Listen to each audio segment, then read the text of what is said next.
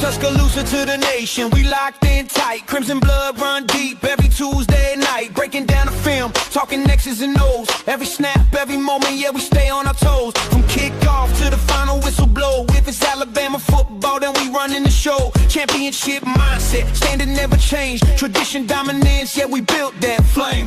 Legends in the building, stories from the past. From Brian Denny lights to the trophies in the glass. If you love the tie, better tap in fast. Because we don't whisper takes, we make them blast. It's the Bama Standard, nothing less, nothing random. Roll tide talk, every angle cover. Tuesday night live, ain't nobody above us. It's the Bama Standard, hot takes flying, can't stand it. If it's crimson and white, you know the channel. Welcome to the Bama Standard Network. We sit down with former Alabama legends. Championship mindset, wisdom descending from the locker room grind to the biggest stage. They tell it how it was, page by page. Stories you won't hear anywhere else. Built by the culture, earned by themselves. If you want the truth, straight from the source, this is where the legacy stays in force. Hosted by Justin Riley, setting the tone. Marvin Constant bringing knowledge from the field he's known. All Southeastern Conference mindset, linebacker vision. While Daniel Pettey keeps it sharp with precision. We don't sugarcoat, nah, we say what we see. If the take's too hot, that's fine, let it be. Push the limits weekly, truth over hype. If you're scared of real talk, this ain't your mic. We the roll tide, roll tide. From Saturday lights to the Monday debate, every win, every loss, we break it down straight. This the Bama Standard, legacy demanded, history heavy, expectations massive. The Bama Standard, real different, can't match it. Tuesday night live, lock it in, cause the dynasty talk never ends. You tuned in, you're locked in. This is the Bama Standard Network. Roll Tide.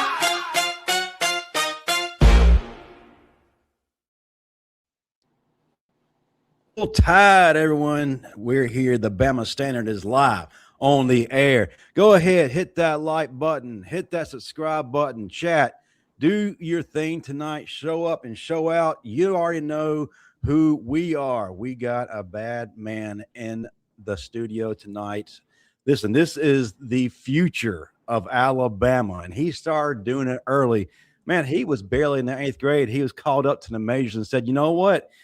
You're going to win us a state championship. You cool with that? Yeah, I'm cool with that. And he won that dang thing, and he has not stopped ever since. And we got him in the studio.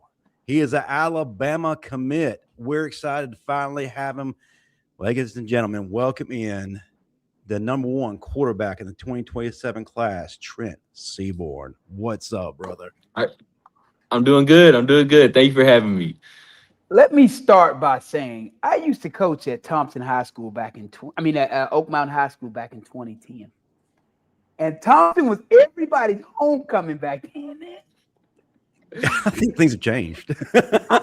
How things have changed, man! Like, hey man, shout out to you. The job you all have done has been nothing but remarkable. Because again, when I used to coach at Oak Mountain back in 2010, I promise you, Thompson. Everybody had Thompson circled on their schedule as a W, as a win. Oh yes, sir. I wasn't here for those days, but I heard about them, and I heard that Thompson was kind of 0-10 almost every year back in the day. But it wasn't even me. This happened because of Coach Freeman. He got here, and I want to say 2015 or 2016, and his first year here, he got them to 500. I think his first 2 years he got them to 500, and then his third year here he got them to the semifinals, which is such an insane turnaround. And then after that, they won state 4 years in a row. Then we lost state once, and then won it 2 more times. So it's all due to him and all the players he's had. Yeah, he's come a long way with that program because it was truly a dumpster fire. And how much? Now, we were talking before the show. How much of that is also attributed to your offensive coordinator, Coach Costanzo? Yes, sir. Coach Costanzo, he's been amazing. He's been here for 9 or 10 years now, and he's been with Coach Freeman every step of the way here. And he's been calling plays for a while now, and he knows what he's doing. How long are y'all going to keep him though? Because great coordinators go on to be coaches. Shoot, I mean, I know him and Coach Freeman are pretty locked in tight. So hopefully until I'm graduated, and then after that, he can do whatever he wants. That's a bit selfish, don't you think? Now, No. He's Not at all, been man. here for a minute, so trust he's been me, here I for a get it. minute, so he can do it. Having a coordinator that you have a relationship with that you can trust goes a long way in the game of football. And I feel bad for some of the people. Like a lot of people talk about Jalen Milroe and how his career went. If you look at the fact that he had a different offensive coordinator every year, that does play a major role in your performance year over year. So I hope he does stay there so that you can finish things the same way you started them. And Marvin, his 100%. offensive coordinator was a high school teammate of mine.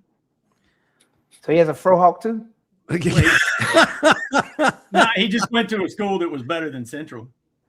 Oh, wow. Hey, man, I think Pettey, one, is indirectly saying that he's responsible for the success that Thompson is now enjoying. And two, man, I'm glad you brought up Central. It's time to settle a debate. Greatest high school football team in history, Central or Thompson? I want you both to give me your reasons why your school. Hold on, time out. See, this isn't even a debate because I'm pretty sure Thompson recruits, right? No, I promise on everything I love, Thompson does not recruit. We've had that narrative forever. I don't know why it started. I think it started because of all the winning. So you saying that everybody who goes to Thompson grew up in that neighborhood and they're going to the right school. No one transferred in. There's a difference between transferring and recruiting. People come like we attract talent. People come to because they want to win. See, well, here's the thing though. My high school team, the Herman Bells, the Antonio Williams, all those, we all played little league football together. Like we all knew each other from like 7, 8 years old up to high school. So when I say we grew up together, we literally grew up together. There was no moving in. You know, we just grew up together and we just happened to whoop a lot of butts along the way. And we're nationally ranked every year I was in high school. So, you know, at one point we had the #1 player in the country on our team, as well as we had, I think, 6 of the top 100 players in the country. We just happened to grow up together. That's all. What does that have to do with being a better team? Because teams that recruit what is that got to do with being a better team? Okay, we don't recruit. Hey, I will say. Hold on, Trent. Hold on. I'm going to end this debate right now. You want to know what the difference is? He's got to give his side. You want to know what the difference is, Pettey? Look at Indiana playing Alabama. That's the difference. Right. When you get guys who can transfer in, they come from all these places. Yeah, you can put an all-star team together versus a team that's an organic team that just grew up together. Yes, Alabama. I will say. I will say Peter Woods that he was my teammate my 8th grade year. He is a homegrown Alabaster kid and probably the best player to come through Thompson. So I mean, there's that. We had Jeremiah Alexander, who was #1 at the state at the time. He's homegrown. I mean, you can make the argument that I was recruited in 7th grade, which I find crazy and did not absolutely happen at all. You know, my parents and my family made the sacrifice to come here because we knew this was an amazing program with an amazing head coach. And we didn't know where it was going to take me, but you know, God had his plan, and you know, I'm here where I am right now because of that. Trent, it's so hard for me to hear that, knowing I used to coach at Oak Mountain, how horrible Thompson used to be, that players just willingly go to Thompson. Have you seen Nobody wanted to go to Thompson. Have you seen Thompson lately? Oh, yeah. Thompson University. Oh, I have. Yeah, come a long way. Yeah, jumbotrons. No, there's been a lot of doors and that have been open to allow Thompson to be where it is right now. I mean, obviously it started with Coach Freeman, but he's got a hand-in-hand relationship with our superintendent who makes all the big-time decisions and getting coaches here and, you know, funneling money into the school. Then, like Thompson was originally a part Shelby County district, which it's like a conglomerate of, you know, multiple schools, which, you know, taxes are being funneled into. But recently when Coach Freeman got here, I want to say like 2017 or 2018, Thompson split from that county district and we became our own, you know, school district, Alabaster City Schools. So now all the money that's being made in Alabaster, all the taxes are being funneled into the school and not to any other school. So we've been able to make all the profits from that too. Well, I'll tell you this, that whole area has a lot of money. And even if you look to Oak Mountain actually started that blueprint. because Oak Mountain, they Mm-hmm. wanted their own school. So those neighborhoods, they all got together and wrote checks. That's how Oak Mountain High School, middle school, and elementary school, and that whole athletic complex over there at their park came about. Those communities came Mm-hmm. together and they wanted their own school system. They put up the money for it and they got it. So there is so much money in that area that people don't realize. Like, yeah, so you should have resources upon resources with all the money that's there. I can't believe you don't. Well, it's been great because I'm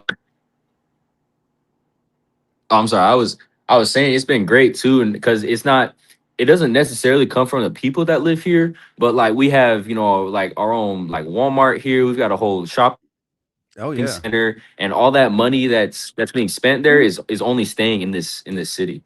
Oh yeah, that's what you do. You build your own school system. That way you can funnel all those tax dollars, back to said school system. But you got to build your own first, though. Exactly. That's right. That's right. And no, they didn't start like this. That's for sure. They started from scratch. So you're saying Thompson is a better team than what Central was? Yeah. Got it. Awesome. We'll go with that. Doesn't diminish my state championship. So hey, you have one, sir. What? Okay. What year did you win at Central? 95. 95. So just 1 year then? Yeah, we should have won back to back. Oh, you should have. We should have. Yeah, Yes. See what you did there. I get it. I get it. Yeah. We should have won back to back, but it's hard to beat refs on somebody else's field. Right. Well, I don't mean to brag or anything, but we've gone to 8 straight or 7 straight and won 6. So I mean, 8 straight, 1-6. I mean that's like 1960s Boston Celtics type run, Marvin. I'm not disputing it. I didn't pose the question. I never said that. That wasn't my thought. Man, you just put up your argument, right, Marvin? Exactly. Like, and my argument was we grew up together. I don't recruit. What are you saying? The Tug of Lois didn't come from Alabaster? Come on, Marvin. Anyway, I mean they only came here because Tua went to Alabama, then Talia came here to Thompson, and they love Coach Freeman, and he's such a phenomenal coach, and they saw the potential, and I mean they did it with the guys that they had at the time too. They didn't recruit anybody. Now I'm just gonna say this: that's the wrong family name to mention and not mention revenue behind it. See, so hey man, to say that there was no dollars attached to it, so we need to move on from that one. Because we all know, there was always some talks about money. I'm when trying it to came find to this like behind the scenes story here, and I'm not trying to find it's greatness, man. Don't dispute greatness. That's all there is to it. I will never dispute. Like I told him when we first started, to see where Thompson has come from, being everybody's homecoming to where they are, that run has been epic. I mean, you don't see that even in high school. That is hard to do because again, I seen where Thompson was. I stood on the opposite sideline before coaching against Thompson. So to see where they came from to where they are now, it has been nothing but phenomenal. And speaking of that run, man, Trent, let's get some questions. How has that prepared you? You did as a young kid, man, got thrown into the fire early, but not like, look, that happens in high school all the time, right? But a lot of times that happens at Hell County, some podunk you where it really doesn't matter. No offense, Hell County. But you did it on a stage that was pretty big. Like you said, 8 y'all have gone 8 in a row and you stepped in young. How has that prepared you, man? Well, I never expected it to happen. When my family moved here, I was 7th grade at the time, and we had a pre-existing relationship with Coach Freeman for years and years, and he made the decision to put me up to varsity spring of my 7th grade year just to get the experience of spring ball, of working out, practicing with varsity guys, seeing what it's like, and to practice at that high of a level. And I was able to keep up with them, but I mean not in the sense that I was going to play or anything like that. My upcoming 8th grade year, it was really just to get the feel of high school football and that transition from little league to high school football. And so my 8th grade year in the fall, and I was considered a backup or whatever you want to call it, but I never expected to get in at all during the season. Maybe if it was like a blowout and they wanted me to take the last feel it out or whatever. But first game of the season, you know, we're playing Buford out of Georgia, and we're playing in Georgia versus Buford, although it was at Milton Stadium. And we had lost that game, but towards the end of the game, like fourth quarter, I think, Coach Freeman made the decision, you know, just put me in the game and see what I could do, because I think he knew that the game wasn't won at that point. But I mean, those are my first varsity snaps. Was, you know, first Buford, when I was 13 or 14 years old, and I mean, they had, you know, extra chiefs and KJ Bolden on that defense, and they were stacked. I'm pretty sure Jeremy was on the team too. And but that was my first, you know, my first reps, my first experience. And I mean, it's kind of hard to, you know, play a better team than that. But you know, we did play a lot of great teams throughout that season. So you know, sporadically throughout the season, Coach would put me in, and you know, I would do the best I could every time I got in, and you know, I did pretty well.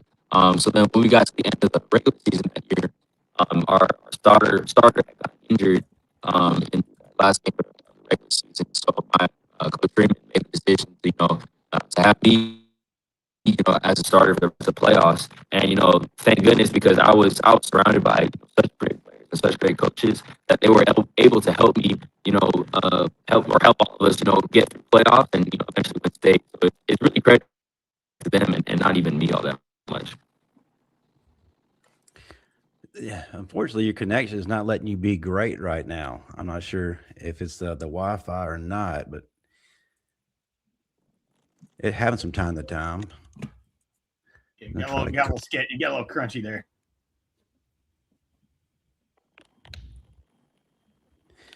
So yeah, you were on a roll too. So Yeah, I just hate we missed a lot of that. So hopefully we can kind of get this worked out.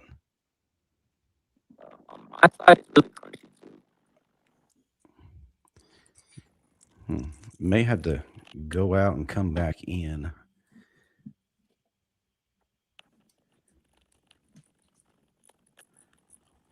It happens from time to time, folks. This segment brought to you by Cricket Wireless, the finest in connection and podcasting. That's good. I'll be texting Costanza over here in a minute, man. Y'all gotta get some better internet over there. You got all that money. So, Pettey, you're directly to blame for this. Awesome. Man, you got Jumbotron, but no internet. We're gonna get it worked out. We're just glad to have him here. All right, let's try it now. I think that's the way of the world, though. Now, Marvin, you know, very few high schools are homegrown anymore, man. Oh, not at all. It ain't happening. I mean, look at you look at a school like Hillcrest, man. Look at the evolution of those.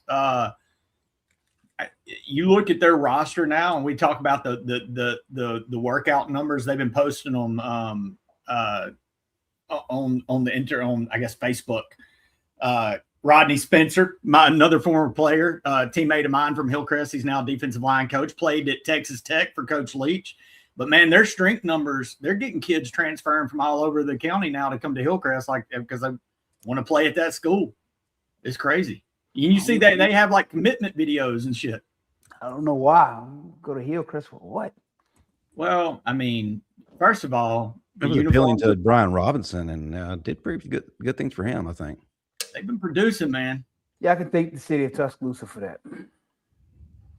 Breaking Hill. Well, that's the problem. They broke Central up. You broke it into that 3. Yeah. So while we're waiting on him to get his connection fixed, we can talk a little bit about spring practice.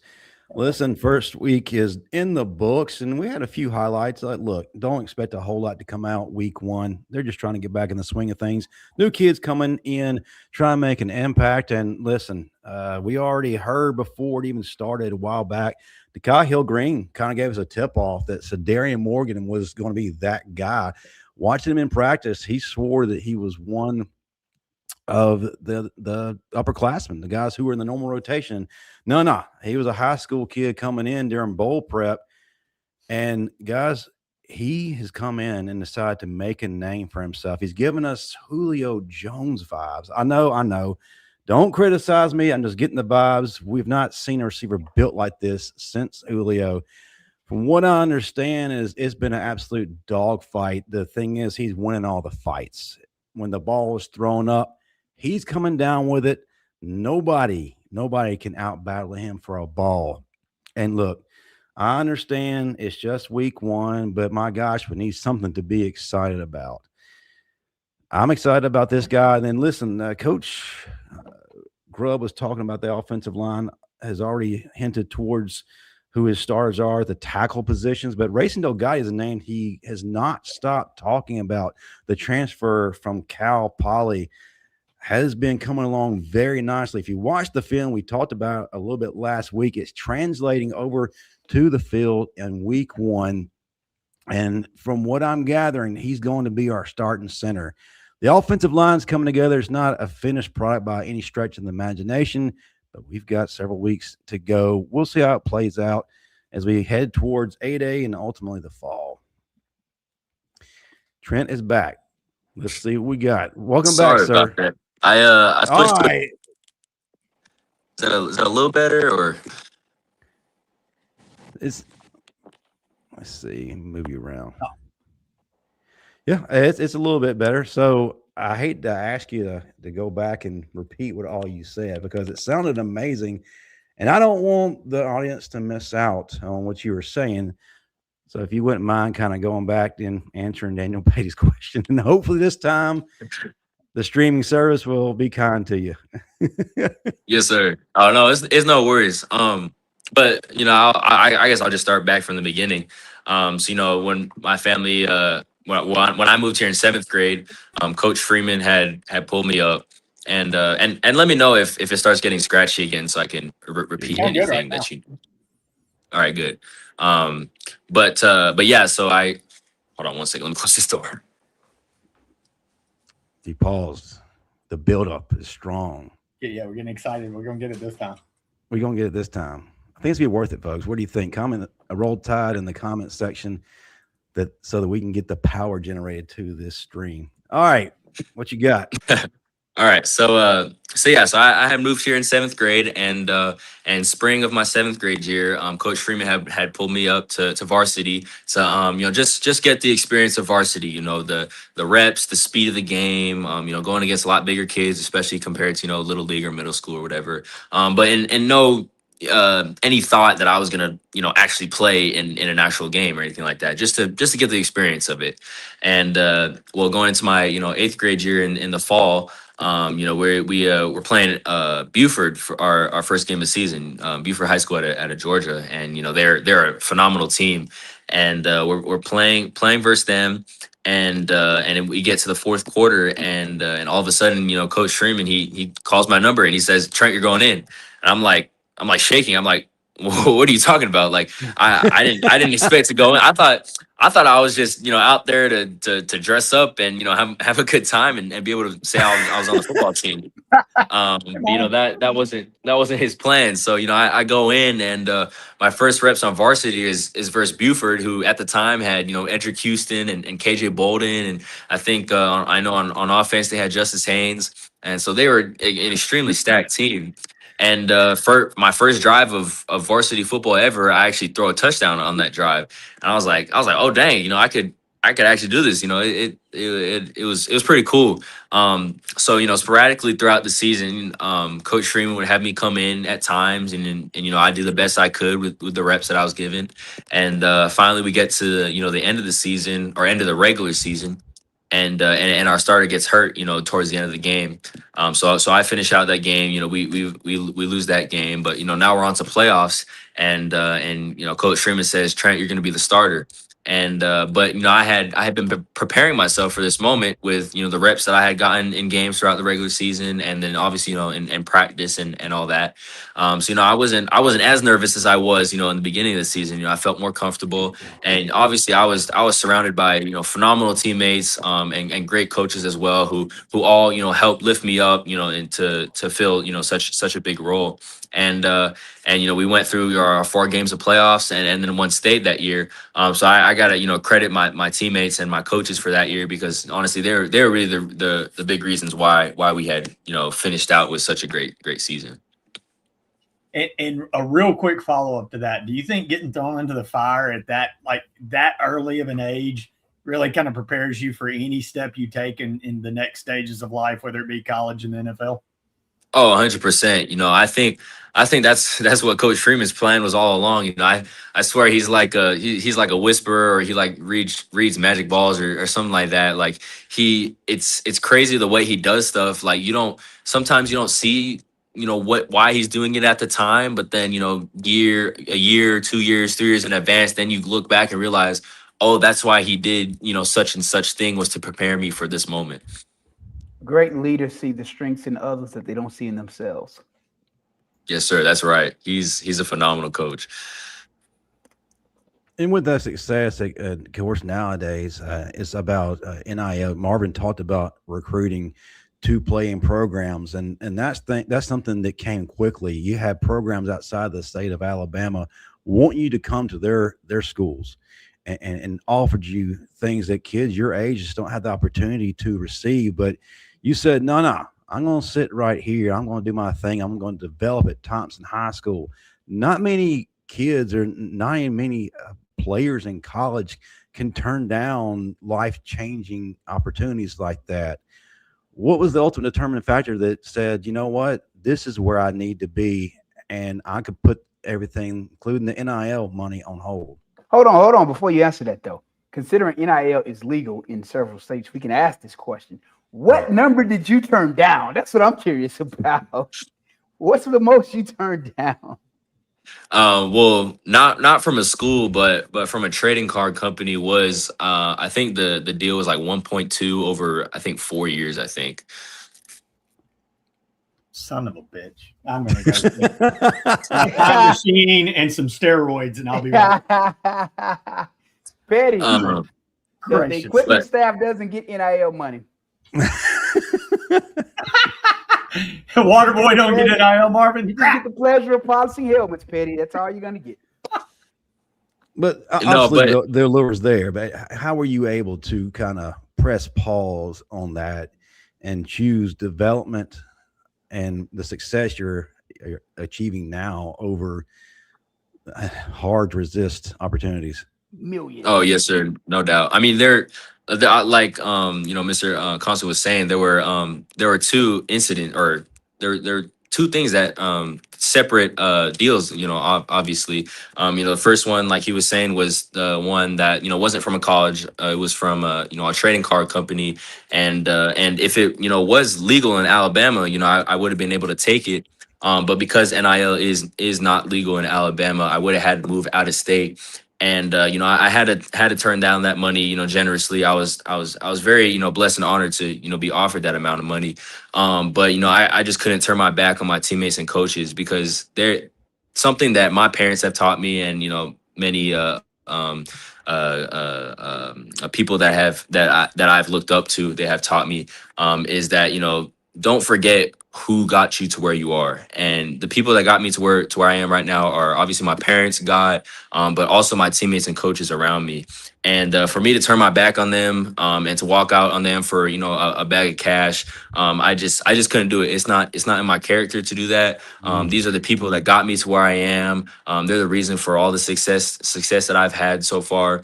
And to turn my back on them and to just leave them out, I just couldn't do it. So that's ultimately why I wanted to stay here at a place that has developed me, will continue to develop me, and a place that I truly and genuinely love. Like this is the third state I've lived in. So I was born in Hawaii, and I've lived in Colorado for 4 years, and now I've lived here for about 4.5 years. And I honestly would say that this place is what I would consider home. It's I've developed so many friendships here. So many relationships with people that I wouldn't want to leave them for anything. So I wanted to finish my high school career out here. Trent, and then be the one to tell you this. Had you rewound the time and Marvin Constant been in that position? Marvin growing up eating peanut butter out of this white jar that just had the black word peanut butter on it and a black peanut, eating this big block of cheese that you had to cut your own. I grew up poor as I don't know what. If somebody offered me $1.2 million, my teammates would have seen the letters on the back of my jerseys. I'd have walked out that door. So Marvin, I'm so glad you kind of prefaced that, because that's actually better for my question now. It shows a lot of character on your part, and it says a lot about your parents and how you were raised, Trent. Man, hats off to you for that. I'm with Marvin. My ass, you'd have seen but I'm gone. But you're in a world that even Marvin, and look, I know you were a young kid, so you don't remember the days of Marvin, but Marvin was the number one player in the state of Alabama. He was a 5-star linebacker, and by today's standards or metrics or whatever, they didn't have stars back then. They didn't even have internet back when Marvin played. They had that one bar. Only 3 channels too. And he was on JP in a fuzzy. You had to have antennas. It was crazy as shit. But look, again, Marvin could have played at any college, but he was a Tuscaloosa homegrown.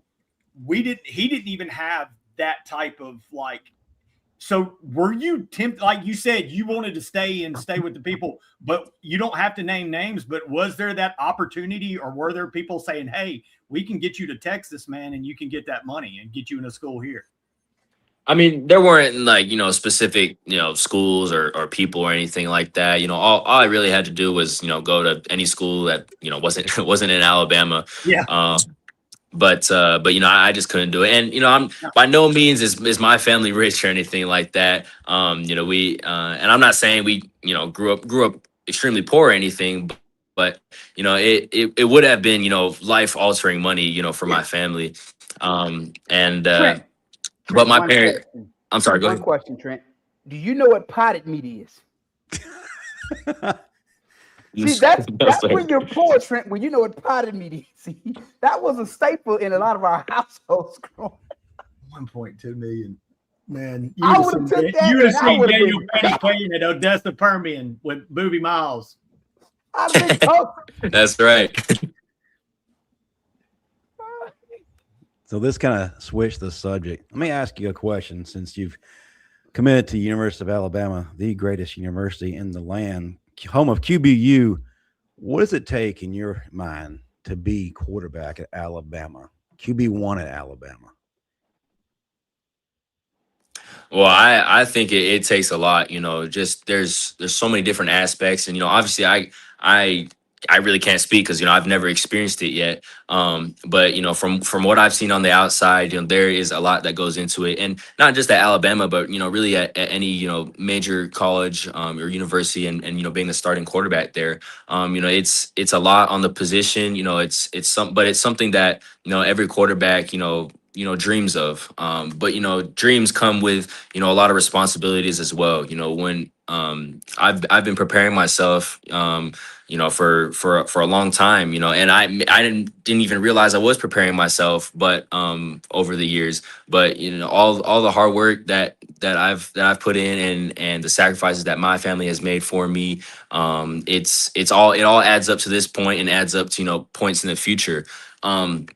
So, going back to your question, that position comes with so many responsibilities. I mean, you gotta be a leader. You gotta be the head of the team. You gotta be the coach on the field. You gotta know all the plays, what you're doing, what everybody else is doing, what the defense is doing. You gotta know all that. You gotta be physically capable of being able to, take hits, physically capable of being able to, maneuver the pocket, extend plays, physically capable of being able to make throws on time, accurately. And then there's also the mental side of it. You've got to be able to process defenses, process your own playbook.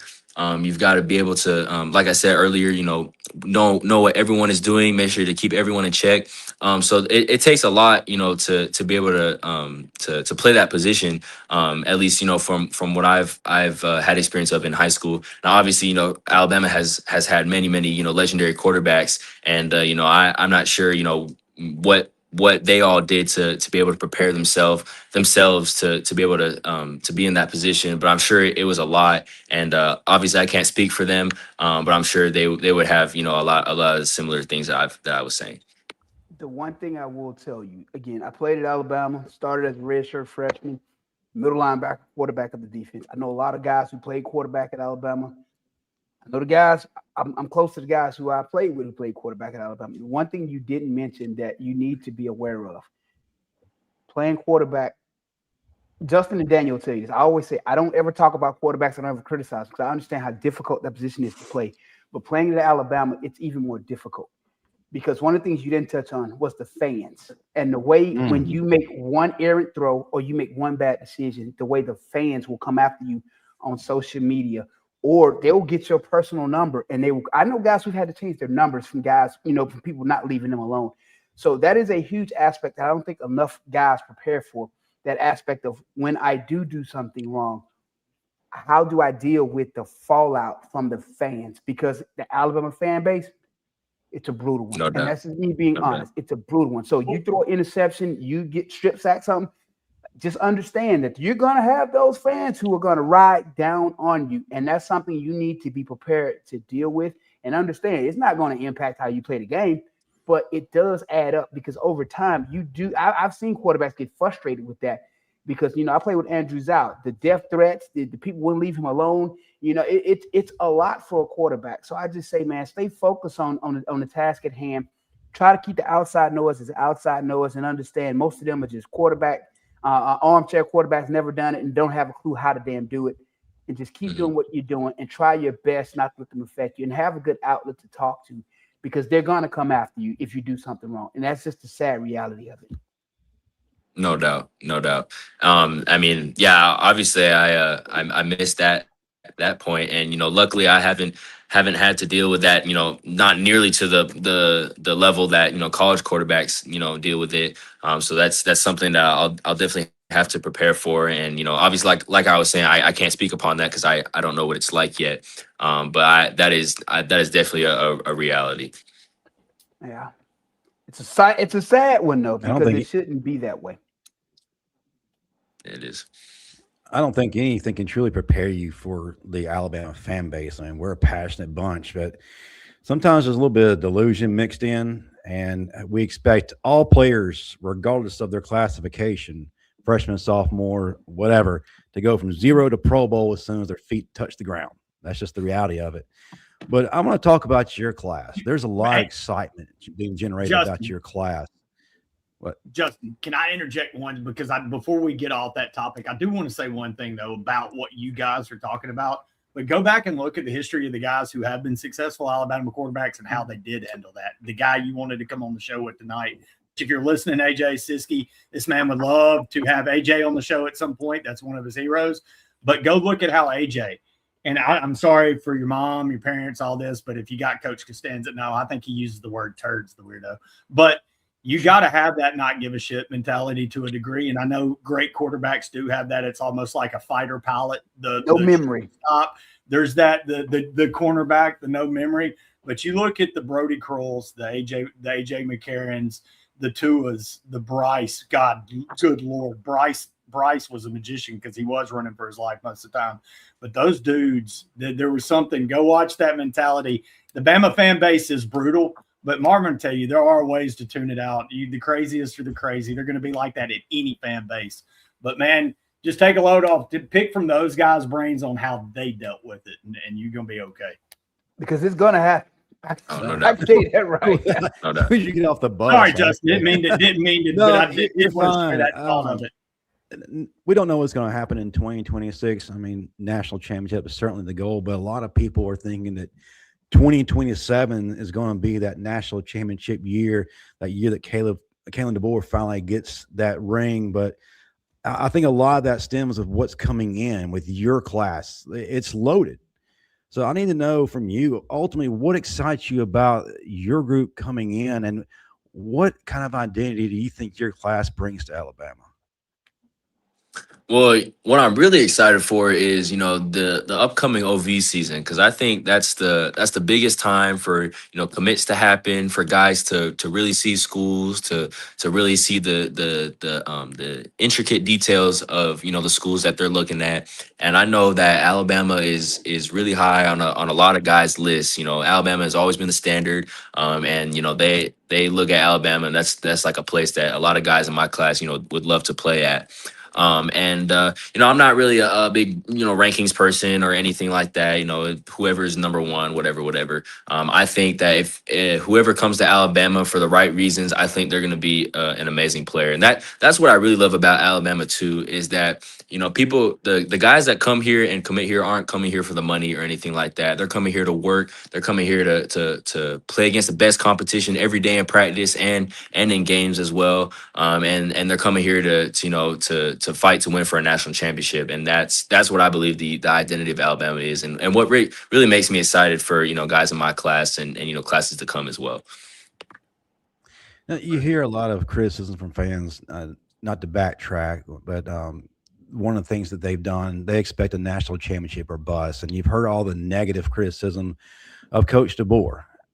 What do you see in Coach DeBoer that the average fan is missing? I mean, we act on what our eyes see on the TV or our emotions in the moments. But if we're doing that, I feel like we miss what's really going on inside. What are the fans missing about him? And maybe if hearing this changes their willingness to issue criticism. Well, it's crazy, the type of standard that Coach Saban has set that, has really, desensitized people into, like you said, it's national championship or bust, which is, such an impressive feat for, Coach Saban to create. So with Coach DeBoer coming in and having to fill such big shoes, he obviously, didn't come in here because he didn't want to win a national championship. That's what every coach wants. And, he did such a great job at Washington that I think he was a great hire for, Alabama to bring in here. And, just because they didn't win the national championship the first year he was here doesn't mean that it was, necessarily a bust. Like, you can see every year they are slowly starting to get better. They're taking, more climbs on that ladder, and they're getting more rungs on that, or more hands on the rungs.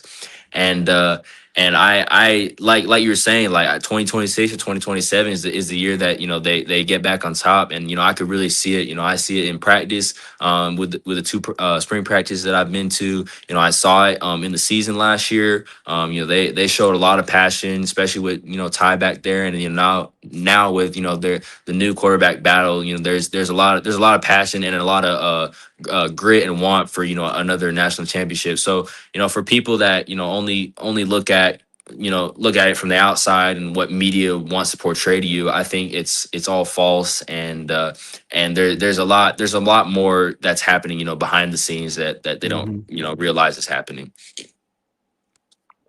Yeah, without a doubt.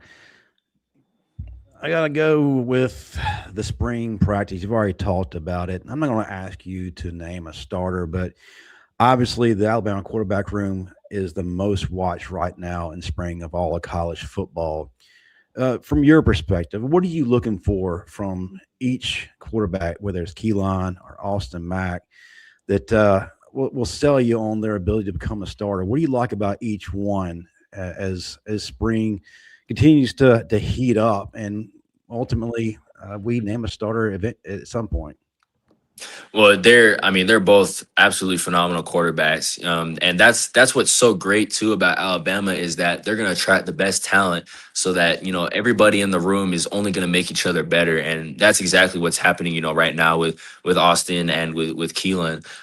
So, like I said, with the two practices that I've been to, I see brotherhood between those two, but I also see competitiveness as well. They're making the most of every rep they get, and I think that's ultimately what it's going to come down to, is not who does, or like who's the better quarterback, because they're all great quarterbacks, but who makes maybe one more mistake or two more mistakes than the other guy, because they're both such elite quarterbacks that they make minimal mistakes. So I think that is probably ultimately what it's going to come down to. But from what I've seen and what I've been able to gather, they don't make many mistakes, and they're both young guys too. I had completely forgotten that Austin's only 19, which is absolutely insane. That is so crazy to me. And he is such a smart person, and so is Keelan, and they're both really athletic and both have really great arms. So if you were to ask me who's the starter right now, I couldn't tell you. And they probably not not even figure that out until, you know, the fall, kind of like last year, you know, with Ty and Austin. You know, they didn't really know in the spring, and then it didn't it ended up in the fall, you know, who became the real starter. So that's like I was saying before, that's what I really love about what's happening down there is the competition and how they're making each other better as well. Well said. All right, Marvin, I'll let you ask the next question, then we'll go to Pettey, and we'll talk about our sponsors after that. What are your expectations for yourself going into next season? Because again, you've done everything you can do in high school. So how do you even refocus, and how do you even set goals at this point? Well, it's actually a good question that you asked that, because I mean, I've only like I was saying before, you know, Coach Freeman only just here at Thompson. I mean, he besides Thompson, he's got like I want to say 6 other state championships at other schools. Sorry. Jeez. Uh-oh. My phone fell. All right, there we go. 6 other championships. Wow. It might be more than that, to be honest. I can't remember the exact number.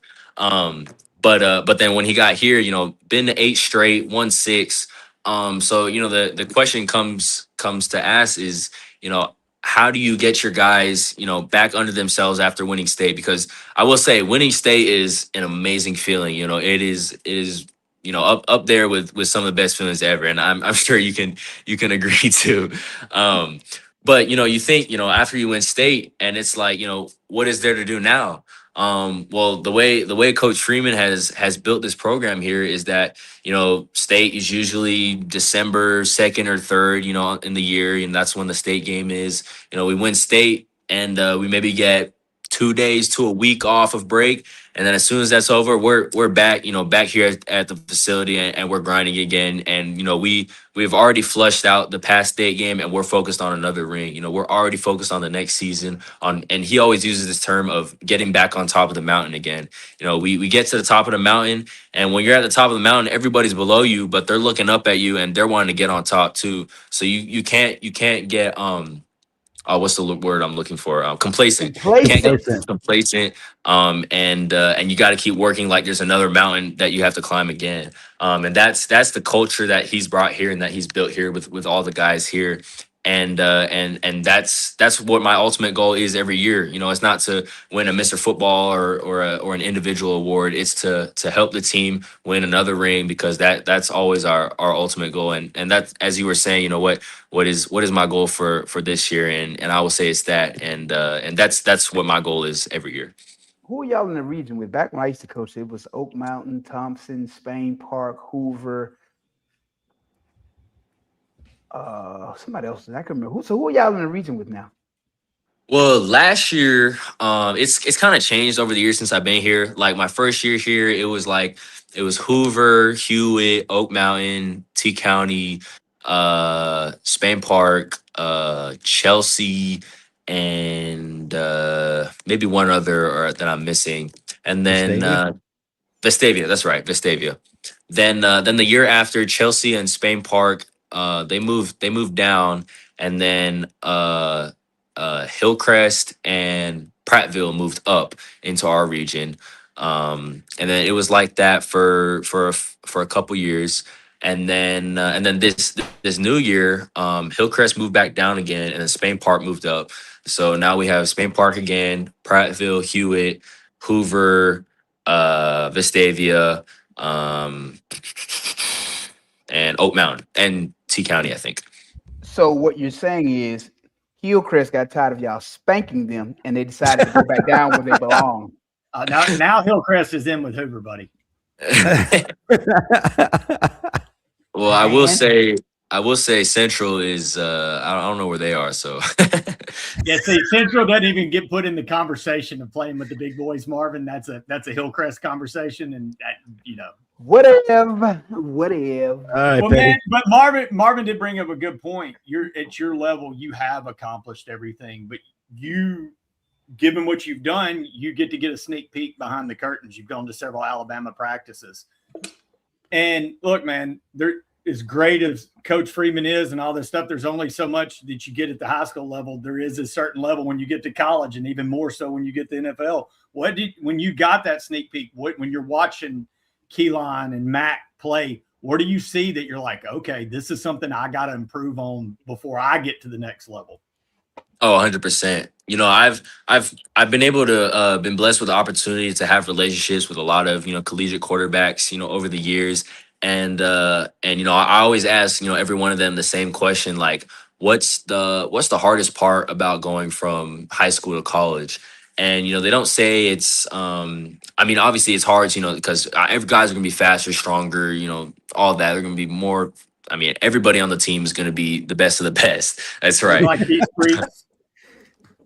But they say that's not the hardest part though. The hardest part is the learning curve of going from high school to college. Like the playbook, it just, I mean, it gets 20 times thicker than it is in high school. And that's something that I've seen with my own eyes. And it really it opened my eyes onto how much of a different level that college is on compared to high school. And I think that's something that a lot of people don't realize. Like your normal just football watcher doesn't realize is that it's impressive for a true freshman to play and perform at a high level in college because of that learning curve. I mean, it's really such a huge mental game with the playbook, especially on offense and I'm sure defense as well. So that's something that I've been working on personally myself, is to expand my knowledge of the game. Learn protections, learn plays, learn defenses. Expanding my IQ of the game. And I use all the resources that I can get. We've had the current starting quarterback at Charlotte right now, Connor Harrell. He played here at Thompson in 2020 and 2021, and I'm really close friends with him. And he was here over spring break, I think this past week or the week before. And I got with him. I asked him, how do you guys call protections in college? And it is a lot different and a lot more expansive than what we do here at Thompson. So that really is just exposing me is a perfect word to use for just getting exposed to that level of that learning curve level, and transitioning from a high school playbook to a college playbook. I'll tell you this: we played on Saturdays, whether it was Saturday morning, Saturday midday, Saturday night. You got up, you went to meeting Sunday morning, you watched film, you ran, and you were handed a new playbook, even on defense, as middle linebacker, about this thick.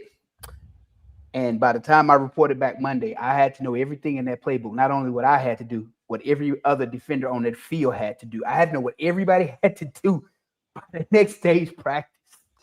So you are correct, understanding that playbook, because it changes every week. So you got to adapt, and you got to learn, and you got to be able to roll with things very quickly, man. So I'm glad you already understand that. And just stay focused. And if you can get your head in that playbook even sooner, man, get in it as quickly as you can. Because if you understand the base concepts, it allows you to expand those as you move to the other concepts throughout the season, as they begin to modify them based upon who you're playing. Mm-hmm. No doubt. You said something that I have to ask about before we move to our sponsor segments. You're talking about incoming freshmen and making an impact right away. Give us a little sneak preview. The freshmen that you've competed against who are now at Alabama, who should we be on the lookout for? Of course, I talked about Sadarian Morgan earlier. That comes as no surprise. But the guys you specifically have gone up against, who do Alabama fans need to be aware of immediately? Well, a guy that I played against personally this past year was Zay Hall, and he went to Hillcrest. Time out. Hey, thank you for shouting out my cousin, Zay Hall, baby. Hey, that's what I'm talking about. And Marvin, where did he go? Listen, man. All right, continue. Shout out to Zay. All right. Yeah, but I think he's the only current incoming freshman that I've actually played against. But he was someone that we had game plan against during the week, and he is a very physical guy, and I seen him recently, and gosh, he gotten so much bigger and stronger. So I think I'd like to see him make an impact sooner or later. But like you were saying before, Sadarian, gosh, he's an absolute unit. When I saw him the other day, he's put on like I want to say 10 or 15 pounds from when he was in high school. He is, I mean, he's literally Julio Jones 2.0. It's absolutely crazy. And then obviously EJ Crowell, he's a unit too. You know, I'm excited to see what he does as well. So those are two of the biggest guys. Also, you know, Jair Edwards, who you know I didn't get to play against, but he's looking. Gosh, Yeah. absolutely phenomenal. It's a credit to those strength and conditioning coaches because they have gotten those freshmen right. Well, I can tell you this, Trent. I can vouch for Zay's genetics. The family is insanely athletic, and the genetics in the family are wild. Oh yeah. All right, real quick, Very Pettey. confident. Pettey, What'd if you you say? would. I'll tell you. And the very amount of time- confident, much like the people of Smith Infinity of Huntsville. Confidence because they know they are going to put you in a ride that gets you from point A to point B in luxury. They've got the new QX65 coming out. They've got the big QX80, the big ones for the big boys like Marvin, the high rollers. But look, if you're looking for a good family, good Bama family, look no further than Smith Infinity of Huntsville, Alabama. I know they've helped out our boy Kenneth Darby. They can help you out today. Give them a call. The number scrolling below. That's Smith Infinity of Huntsville, Alabama. They'll put you in a ride today. Absolutely. And Marvin, we got A-Day approaching. What do the fans need when they head to the stadium? Hey, visit whitwellsports.com. Enter the promo code the Bama Standard for your 10% off discount, baby. Whether it's a flag football game or ice cream truck social, baby. Have your title towel in hand, waving them in Bryant Denny Stadium, ready to cheer on the Tide, baby. Roll Tide. Never gonna let that go. All right, folks. Now it is your turn. We got the Q&A segment. We got a few things that are highlighted. So let's go ahead and get it started. This is probably the most epic screen name yet. Big Country Bama Booger. I'd love to see what you look like, sir. Overalls and boots with no socks. Who are the players you're recruiting to Alabama the hardest? Can you answer this question or? Yeah, I mean, you know, there's a few big names. I think the biggest would be, you know, Monchin Sales, whose nickname is literally Bama because he's actually originally from the Birmingham area. Although right now I think he's living in Indianapolis, I want to say. But gosh, he's a phenomenal receiver. I'd love to be able to throw it to him. Also, some big old linemen, Maxwell Hiller. I think he's out of Pennsylvania, I want to say, big time prospect. Caden Moss, Ishmael Kamara, and two other, you know, really big O-line. Jaden Upshaw, who his cousin is Dalen Upshaw, who was a receiver at Central Phoenix a couple years ago. He's from the Florida area, I want to say, another really good receiver. Also Osani Gales, he's at IMG right now. Really great receiver. I was able to play with him in 7-on-7 about a month or two ago. So I was able to throw it to him, and you know, we had a really good connection at that tournament. So I'd love to play with him in college as well. Thank you. Don Parker, 1530 is for all of us. Question for the panel. What are your thoughts on naming a starter in the first week of spring practice, and do you think it will have a negative effect on the competition? I wouldn't do it. Yeah, I wouldn't do it. No. It's like you take the wind out of everybody behind said player sales. Like you're saying he's a starter and we just started. So clearly you already had it made up in your mind that this person was going to be the starter. So did you tell them that they were going to be the starter when you were recruiting them? What did you tell them to get them here? I mean, I would just have so many questions if I were number 2 on that depth chart and we're just starting. Like you hadn't even given me a chance to even really show you what I have yet. And I'll be honest, it depends on how just ridiculous the competition is. I mean, these kids have eyes. If it's night and day, you know you're not the. I mean, then you know it's just a charade. But if it's a true competition, there's no need to name a starter. Like Marvin said, take the wind out of the sails. Let that competition feed into the offseason where you work harder and whatever. But I do think if there's a clear guy, you name the clear guy and let him be your leader going into the offseason. Well, no, because it can have a reverse effect too. But it also depends on who the kid is. Like going into the spring, my first spring at Alabama, you know, Travis, you know, he ends up leaving and they're, Travis is gone and blah, blah, blah. And then they decide, we're going to make Canary Knight the starter because he's an upperclassman. You know, he's going into his senior year. So now you're just going to make him the starter?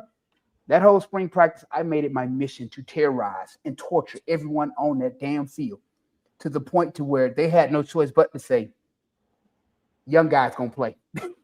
Well, and that's why I say if there's a true competition, let it be a competition. But if you got a guy and he's the guy, you want him leading your off-season workouts. You want him being the guy calling everybody in for the well, that's what I'm saying, though, Pettey. They thought they had their guy. They thought I know if you, but I have to show them differently that no, you don't. That's not your guy. Your guy is over here. Matter of fact, it depends on the kid because you don't know what that kid is mentally prepared to deal with. Not every kid is mentally prepared to fight that time. Some in that situation would just shut down. What's your mindset on that, Trent? I think obviously the ultimate decision comes down to the coach. But I think the best way for a starter to become the starter is for the team to choose him. It's being a starter doesn't start on the field. It starts in the locker room. It starts in off-season workouts. So obviously if you have proven yourself to become that guy, then you've proven yourself to become that guy. But I think, and this is not just for Alabama. This is for any team in general. Right. But if you don't have a lot of that honestly game time experience, then and there's two guys that are both evenly hand in hand, then they should compete. There should be no reason for there to be named a starter right now. I mean, there's no reason to have a starter right now. I mean, it's only spring right now. Once it gets to fall and one guy starts separating from the other, then that's when okay, this guy's gonna be the starter. But at this point, it's really just best to let them compete, to let them win over also the likes of their teammates as well. I mean, and I can understand your point. Who has the experience, all this? He was a senior. But I can tell you this. When I looked at that and I seen that, okay, bet. You got me at number 2. Stand by. 1 second. Uno momento. And do you know what he did in that uno momento, Trent? Tell everybody. Well, other than that, he went to the Tuscaloosa News and told the newspaper that what he was going to do. And the guy I did everything I said I was going to do. And the guy that was in that position, he basically told to get on, and he ended up transferring to Florida, never heard from again. Wow. So, but the moral to the story is don't write a check that your butt can't cash. So don't go ahead popping off at the mouth if you can't back up what you're spitting out. I knew I could back up what I was spitting out. So in a situation though, like Michael Carroll, it's hard to dispute that he is the guy. I think he has proven himself on the field. The body work is there. And year 2, he's only going to get a lot much better and more terrorizing on the offensive line. So I get that, but outside of that, yeah, I agree. Open competition, don't name it to the fall. I think our whole offensive line should be up. Or outside of Carroll, there should be a lot of work at multiple positions. I would have those guys playing 2-3 different positions each, just to see who plays what best. Not even for the sake of saying, oh, well, these are my starters, but for the sake of saying what combination works best together. Because you may have a guy who works well at tackle, another guy who's good at guard, but they may not be a good combination together. You have to find the pairs, the combinations that work well together. And I'm really hoping that they take the time in the spring to find out not just who's talented, but who works well together. All right, I believe Crimson Bro. Trent, what are you most looking forward to arriving in Tuscaloosa 2027? Roll Tide, brother. Oh man, that's a good question. I mean, there's a lot that I'm looking forward to. Obviously I will be sad, leaving high school and leaving a lot of my friends here, but and just going to college in general, it's a whole different life and new opportunity to meet new people, to develop new brotherhoods with new teammates. I think that's really what I'm excited for is to develop new relationships with teammates, and really be a part of that B Sci-Fi as Mr. Constant about. So I'm really excited for that brotherhood, and also to just be really challenged. I'm challenged right now, but to get to that next step and to be challenged on a whole different level, to go through adversity that I probably have never seen before. Some people may shy away from that, but I would say I'm excited for it. It's something new, something I haven't experienced yet, and something that I would say I'm looking forward to. This is what I want you to do. Your first game, you dress out in Bryant-Denny. Take your time. Don't be in any hurry. Just soak it all up. Enjoy the moment. Because I'm going to tell you something, man. Guys like you only do 3 years. And those 3 go by so quick. Think about the 3 you've done at Thompson already. How fast they went by, right? Jeez, no kidding. That time at Alabama's going to go by so fast. You're going to blink and it's going to be over. You're going to be like, where did the time go? The one thing I wish I had done was made more memories with my brothers. We had a lot of memories, but looking back at it, there was so much more I wish we had done because I didn't realize how fast that time was going to go by. I promise you, you're going to blink and you're going to go by. You're going to be like, whoa. Because again, I was talking to some of the guys who I played with, the fact that we're getting ready to celebrate our 30th reunion of the class of 98. And I'm like, how did we get to almost 30 years that quick? So just take your time, soak it all in, and enjoy every moment of the process, the good, the bad, the ugly, the indifferent, because all of it will matter to you one day. And I promise you, you'll make brothers for life, man. I talk to so many guys, so many of these guys every week. Like, they're going to call my phone, I'm going to call their phone. That's the brotherhood. So just enjoy it, man. Soak it up. Don't let it overwhelm you. Just try to enjoy it. Be a kid. Yeah. Be a kid. Yes, sir.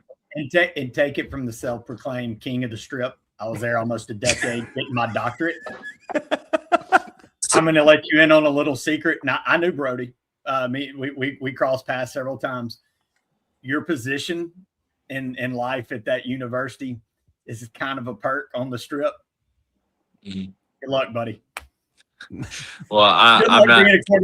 It's not bad being a quarterback at the University of Alabama. Yes, sir. I'm not really the social type, so I don't think you don't have to be. Well, good. But have you locked down your food spots yet, or is that still kind of like a gosh project? Stay away from Quick Grill on the strip, as tempting as it may be late at night. Are you saying he's going to put on some pounds? If he goes that route. Stay away from the strip at night. I will say I'm a big fan of Dreamland. I'm not gonna lie. That's one of my spots. No, don't do it. Hold on. Archibald's and Woodrow's. You got to understand something. Dreamland used to be amazing before Big Dad died. So I'm from Tuscaloosa, so I got to eat the original Dreamland as a kid growing up, in the 80s and the 90s. But when Big Daddy died and he sold it, it changed. So the next man up was actually Archibald's and Woodrow's in Tuscaloosa. Archibald's and Woodrow's is the best barbecue in that area. So I would highly advise that you check them out. And I promise you'll forget all about Dreamland. Okay, I'm gonna have to check them out. That's from a Tuscaloosa legend. All right, we got JM12 Green 31. Not a question, but playing high level football at Thompson is a great way to prepare for big time college football. I actually played against your coach Freeman years ago in high school. Oh, there's no doubt about it. I mean, that's one of the biggest reasons why, my family, made the sacrifice to move out here was because of the level of competition that, we not only go through every Friday night, but also every day in practice. I've played against so many, great players over the years. I can't even keep track of all of them. So many great teams as well, in state and out of state, every single year. It's it'd be hard to name them all. And I would name some of them, but I don't want to leave any names out because that's how many great players that I've been able to, go against. And even in practice too, I actually have this very significant memory. My 8th grade year, it was I want to say it was either during the season or maybe during fall camp. And, I was obviously the backup at the time. And the way Coach Freeman, would run practices is, you make one mistake, you're coming out. No matter who you are, if you're a starter, a solidified starter, if you're a rotator, whatever, you make one mistake, you're coming out because, your spot is never always solidified. There's always a guy behind you that's working for that spot. Anyways, the guy in front of me had made a mistake in practice. So Coach Freeman, kind of threw me in, and this was during one of our scrimmage tempo periods. So, we're going fast, and, he signals a play, which was a design rollout to the right. And, I get the snap, roll out to the right, and, and I make the pass. And I was going back through film later that night, and I was looking at the film, and it was funny. As I was making that pass, Peter Woods was like a yard right in front of me, ready to lay me out. But thankfully, quarterbacks aren't allowed to get hit in practice. But if it was a real game, he would have sent me to the hospital if it was live. So that's just a funny story that I have. But gosh, I've gone against so many great players, and that's really what's great about this place. Lucky you didn't play with that idiot above me. He'd have hit you. I only did that to running backs. I did not do that to quarterbacks. Speaking of that, it's funny you mentioned that, Trent, because there was a rule when Marvin was at Alabama in practice. I don't know how familiar you are with the great running back Sean Alexander. There was a rule that said you can't touch Sean. Marvin broke that rule every day in practice and let him know that he was there. And he got cussed out by Coach DeBoer probably every day. And I still did it the next day. That's badass. All right, same user here. Hey, man, do you think Coach Freeman would ever make the move to college? He has accomplished so much at this level. I wonder if someone would give him an offer. Somebody will. That's a great question, and actually, I'm pretty sure he has been offered a handful of either assistant jobs or maybe even quarterbacks, coaches jobs at the collegiate level. I think I know which schools. I won't say which schools, and I don't even remember what year it was. But he has been offered that job, a numerous number of times. And but I think he's a very religious person. And he knows that God has his calling to be in high school football, and it's not necessarily the fact that he's won so many state championships, but it's that he's been able to coach so many players over the years. I mean, gosh, 20, 30 years, and his main goal is obviously he wants to win state championships, but his main goal is to get each of his players to the next level, whether that be playing football or just getting their college paid for, getting through college, whatever that may be, helping his players find God, find Jesus, and that's why he's such an amazing person and coach, is that he loves each and every one of his players. He'll sit down and talk with you if you ever need to. He'll help you out in whatever way and capacity that he can, and so that's why his calling is in high school, is to develop teenage boys, high school boys into young men when they leave here. That college coaching grind is brutal. Yeah. That's the reason so many of my friends and myself don't do it. That is a brutal grind. And being a high school coach, you can impact so many lives. And some of these high school salaries are so good now that it's beneficial for you to stay in high school because you're getting paid well. You may have a free car. You're getting all this money from boosters. But the thing is, you're impacting those lives and you have that job security. When you go to college, you lose that job security because, the coach who hired you, he may get fired next week. And when he gets fired, what do you think you just got? Fired. So I would stay in high school, too, as a high school coach. If I'm running a successful program and I'm getting compensated fairly decent for it, the community supports what I'm doing. And it's the perfect situation for a high school coach. All right. One more. I don't know if, Trent, you can really answer this question. If you want to, feel free to kind of word it in a way that didn't really give an answer. Do you agree with the media saying if Russell doesn't start, he will transfer? I disagree. If Mac starts, he's likely one and done. Then it'll be Russell's team. He has 4 years of eligibility.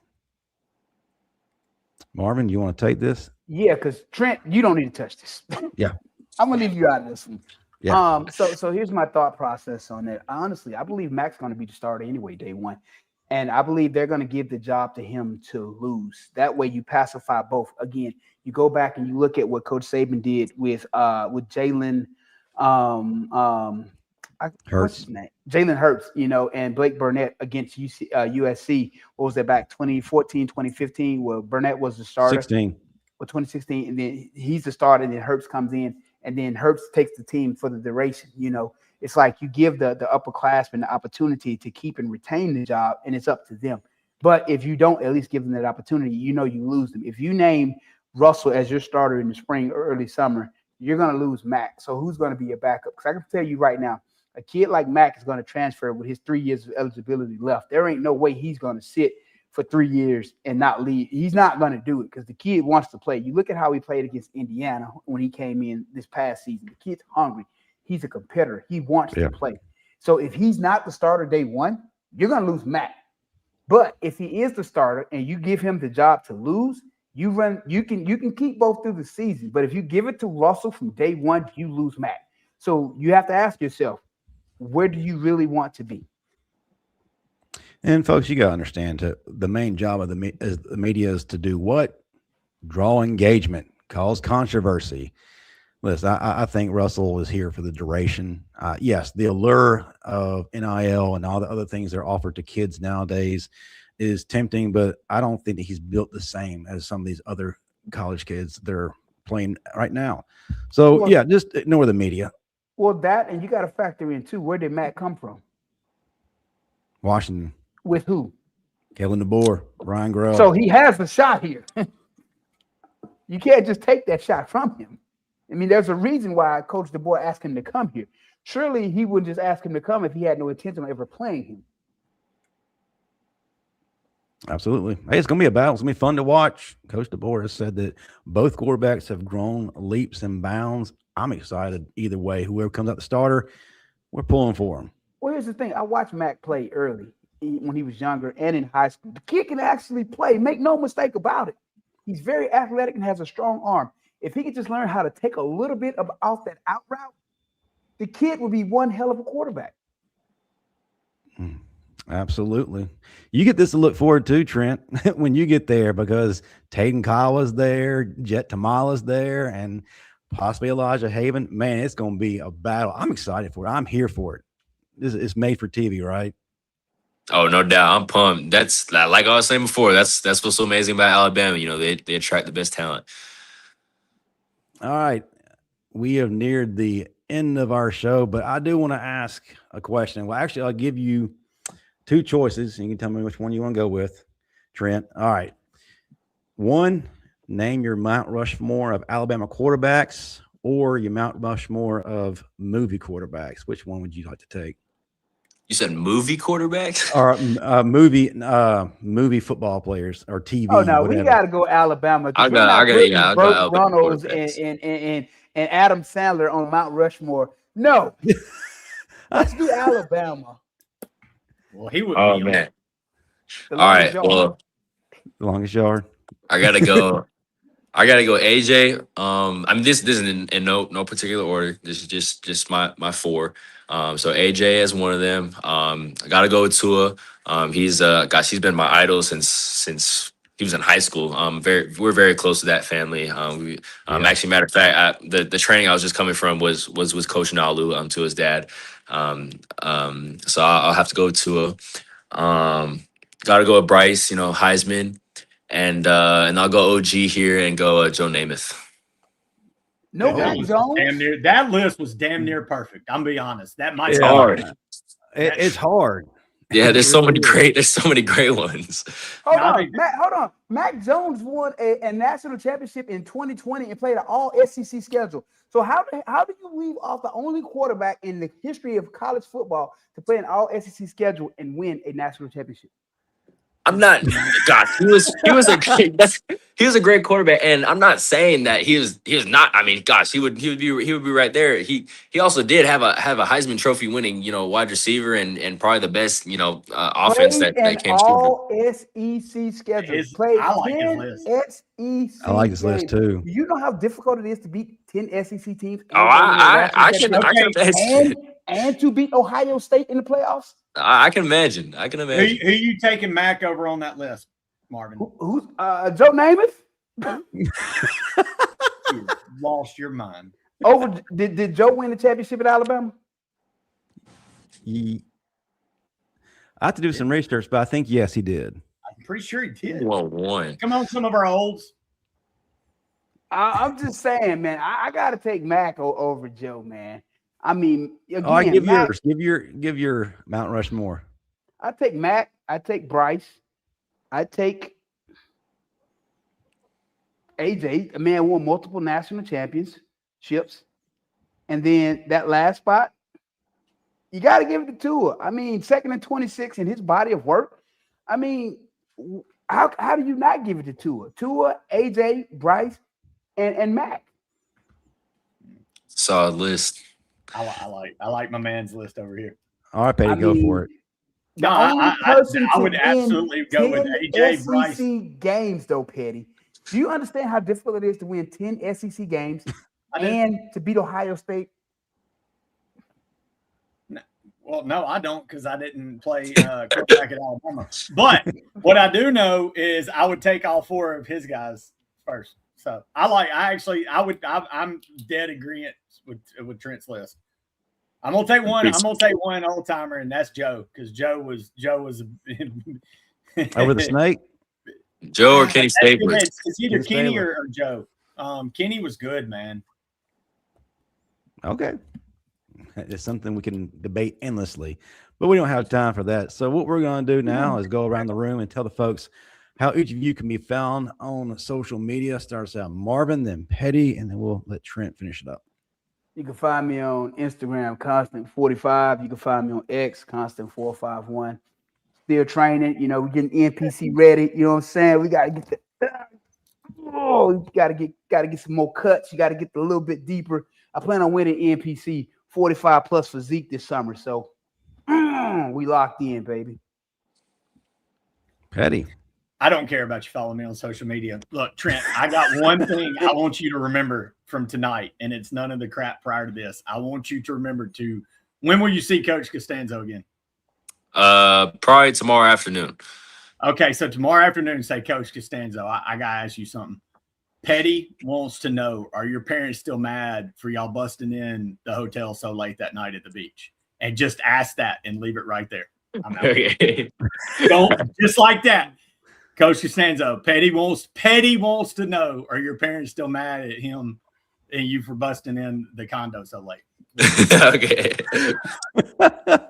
Hey, Don Parker's got an interesting list. Yeah, man, I'm looking at Don's list. Don, everybody in your list needs some Metamucil and some Bobicon. Hey, man, Steely won back-to-back national titles, 78, 79, baby. Everybody on your list, Don, needs some Flexall and Icy Hot right now at home on the couch. First of all, you're like Blake Sims is 50 years old. Well, I'm tired of Blake. Well, you tired of Blake? 4,000 yards. Listen, man. Well, the first 3 on your list, man. I'm surprised you didn't say McElroy and Barker and all them dudes that threw for 24 yards and play in national title games. Doug went way back on that one. I do want to say, man, appreciate the time. Very much looking forward, kid. You've obviously got a great head on your shoulders. Your parents have done a heck of a job. Your coaches have obviously done a heck of a job with you. And, man, I think I can speak for all of Alabama Nation. We're very much looking forward to you kicking butt in your final year of high school and then kicking butt in that crimson uniform, bud. Yes, sir. I appreciate y'all. And remember what I told you. Take every moment you can and just soak it up. I promise you, it's going to go by so quick. The first time you walk out that tunnel in that uniform, it's going to be one of the most surreal experiences of your life. And just soak it all up, man. Make as many videos, pictures, tell mom and dad, capture as much as they can capture. Because I promise you, it's going to be over. Yes, sir. Tell the folks how they can find you real quick before we shut this thing down. On Instagram, Trent QB12, and then on Twitter, Trent Seaborn. Awesome, Trent. I echo what Pettey said. It was an extreme honor to have you on this show. It took us a minute, but we finally got you on, and we loved every minute of it. And we do promise you that we're going to get AJ and you together on this show. So be ready, stay ready. We're going to make it happen. But we're excited about your future. Oh, hey, thank you guys so much. I'm sorry, Justin. I believe Clemson just said they fought in World War II, didn't it? Talking about Don's list.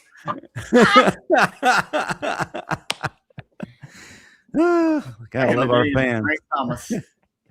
That's going to do it for us here at the Bama Standard. We appreciate everyone who is here tonight. Thank you for all the comments and questions in the chat. We will see you next week, same day, same time. Until then, and as always, roll Tide. Roll Tide.